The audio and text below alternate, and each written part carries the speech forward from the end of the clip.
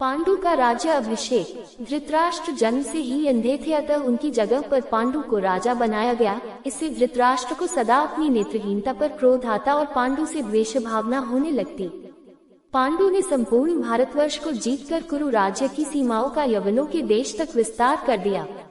एक बार राजा पांडु अपनी दोनों पत्नियों कुंती तथा माद्री के साथ आखेट के लिए वन में गए। वहां उन्हें एक मृग का प्रणयरत जोड़ा दृष्टिगत हुआ। पांडु ने तत्काल अपने बाण से उस मृग को घायल कर दिया। मरते हुए मृगरूपधारी निर्दोष ऋषि ने पांडु को शाप दिया, राजन, तुम्हारे समान क्रूर पुरुष इस संसार में कोई भी नहीं होगा। तूने मुझे प्रणय के समय बाण मारा है, अतः जब कभी भी तू प्रणयरत होगा तेरी मृत्यु हो जाएगी।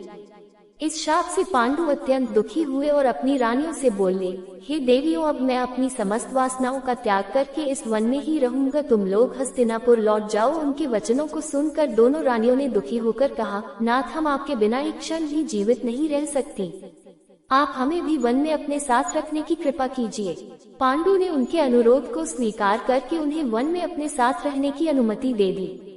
इसी दौरान राजा पांडु ने अमावस्या के दिन ऋषि मुनियों को ब्रह्मा जी के दर्शनों के लिए जाते हुए देखा। उन्होंने उन ऋषि मुनियों से स्वयं को साथ ले जाने का आग्रह किया। उनके इस आग्रह पर ऋषि मुनियों ने कहा, राजन, कोई भी निसंतान पुरुष ब्रह्मलोक जाने का अधिकारी नहीं हो सकता, अतः हम आपको अपने साथ ले जाने में असमर्थ हैं। ऋषि मुनियों की बात सुनकर पांडु अपनी पत्नी से बोले, हे कुंती, मेरा जन्म लेना ही वृथा हो रहा है, क्योंकि संतानहीन व्यक्ति पितृ ऋण, ऋषि ऋण, देव ऋण तथा मनुष्य ऋण से मुक्ति नहीं पा सकता। क्या तुम पुत्र प्राप्ति के लिए मेरी सहायता कर सकती हो? कुंती बोली, हे आर्यपुत्र, दुर्वासा ऋषि ने मुझे ऐसा मंत्र प्रदान किया है जिससे मैं किसी भी देवता का आह्वान करके मनोवांछित वस्तु प्राप्त कर सकती हूँ। आप आज्ञा करें, मैं किस देवता को बुलाऊं?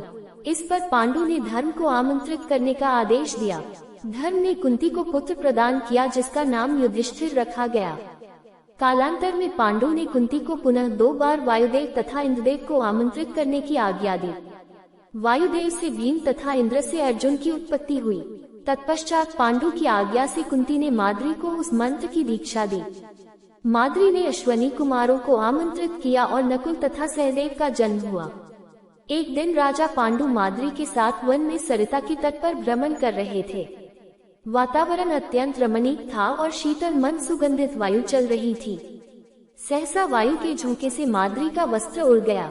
इससे पांडु का मन चंचल हो उठा और वे प्रणय में प्रवृत्त हुए ही थे कि शापवश उनकी मृत्यु हो गई।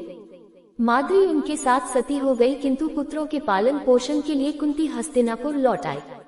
वहां रहने वाले ऋषि मुनि पांडवों को राजमहल छोड़कर आ गए। ऋषि मुनि तथा कुंती के कहने पर सभी ने पांडवों को पांडु का पुत्र मान लिया और उनका स्वागत किया।